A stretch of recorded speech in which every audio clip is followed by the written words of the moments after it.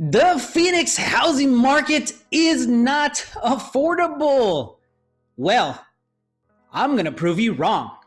Let's go.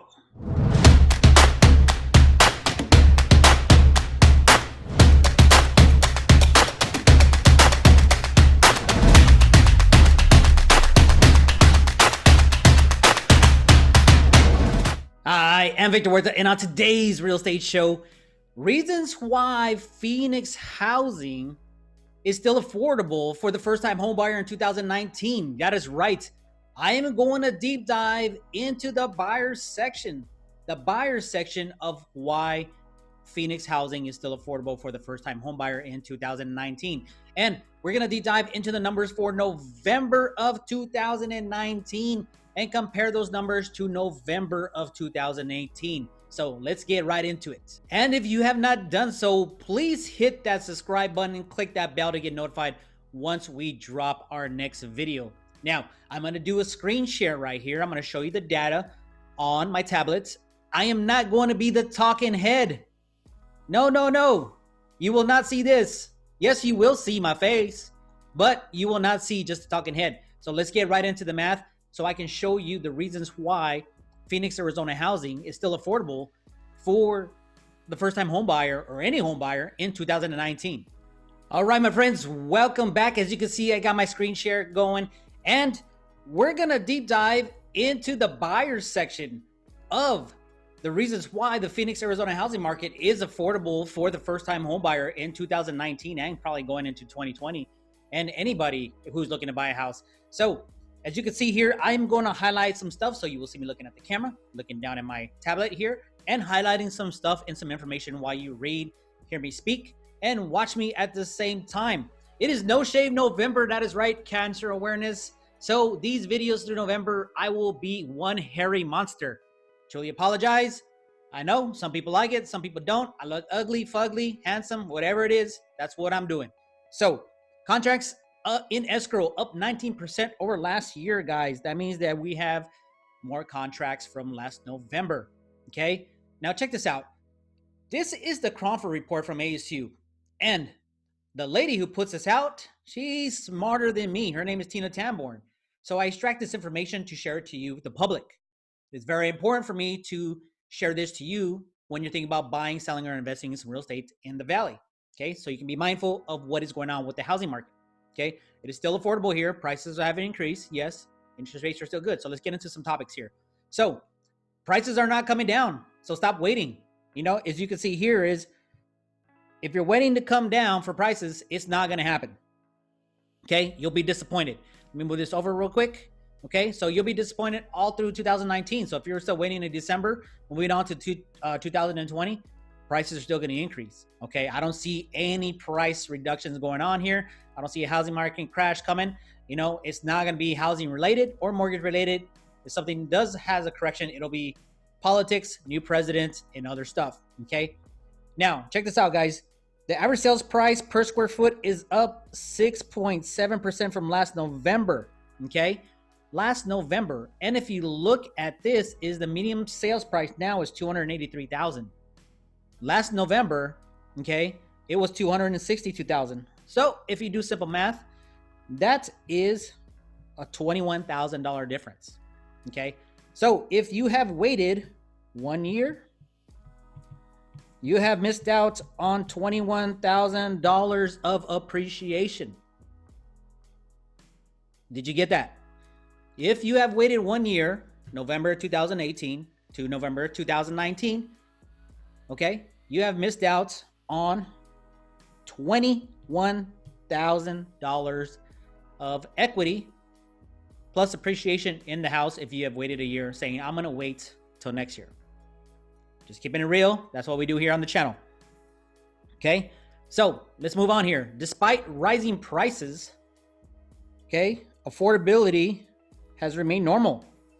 Okay, meaning that prices are not skyrocketing like 2005 and 2006. We're seeing a slow, steady pace. Okay, we're not seeing that rocket ship like we did in 5 and 06, and then we saw the cliff. Boom. Okay, that is not happening right now. So the private sector earnings, okay, in Greater Phoenix has only risen 4.5%. Now, private sector, not an economist and everything, but private sector is like private schools, private individuals, private companies that are for profit. Okay. The public sector is like public schools, like Fannie Mae, Freddie Mac. Those are other publics. Okay. So that's the difference between private and public. And private is only increasing 4.5% annual. Okay. And also, rates have declined. The current rate right now, I just looked at it, is 3.75% for a 30-year fixed mortgage. 30-year fixed mortgage at 3.75%. I bought my first house, it was at 6.25%. And I had a 720 FICO. So take that into picture. That was in 2001, 6.25% at a 720 FICO, and now you're at 3.75% for a 30-year fixed rate. That's a huge difference in a payment. Just keeping it real. Okay. Now let's keep on going. The family income was measured at $72,900 from this November of 2019 compared to last November of 2018. Okay. Now, if you're making about $72,900, you can afford about 68% of the homes that are in the market right now. Okay. That's pretty much what the math is. If you make roughly $72,900 as a single or married couple, you have a 68% chance of owning a house in the valley. Okay? We don't have a whole lot of inventory. Okay? So we're 44% below our normal inventory as far as homes on the market for sale. Okay? Now, the only relief is that inventory has gone up to 47%, so it's roughly about 3% chance. Okay? It's 3% less chance, harder for you to find a house. So you have a little bit more inventory and 3% more chance of finding your house. Right now in November of 2019. Is the one thing that actually sticks out to me right here, guys and girls. Okay, ladies and gentlemen, change it in color. If you waited for 1 year, you missed out on $21,000 of equity plus appreciation in your house. So that means that you're paying $21,000 more to buy the house that you could have bought last year. Okay. Annual income. If you are making $72,900 as a single or married couple or a partner, whatever it is, okay, doesn't matter to me. You have 68% chance of owning a house. Okay. And also, I'm just going to draw this up, is in 2004, oh, that sucked. We're not going to edit that. We're just going to keep it real here. Okay. In 2004 and 2005 and 06, housing went like this. Whoop. There's the graph. And then it collapsed. Whoop. Okay. Right now, we see this. Okay. That is a stable line of growth here in the valley. Okay. So if you're a buyer, be mindful. Okay. Depends on where you're going to buy in the valley. Negotiations are pretty tough. Okay. It's really tough right now. If you're looking in Chandler, Gilbert, close to the city, you're going to have to go all in.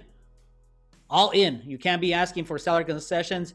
Probably could ask for a home warranty, but just depending on the area. You know, you can't get a major discount. If you want a major discount, you got to go to Buckeye, Santan. Not even in Levine. Levine, you're not getting a real big discount either. Got the new freeway, got the Sprouts, got the Harkins Theater. Everything is just growing. It's just growing and growing and growing.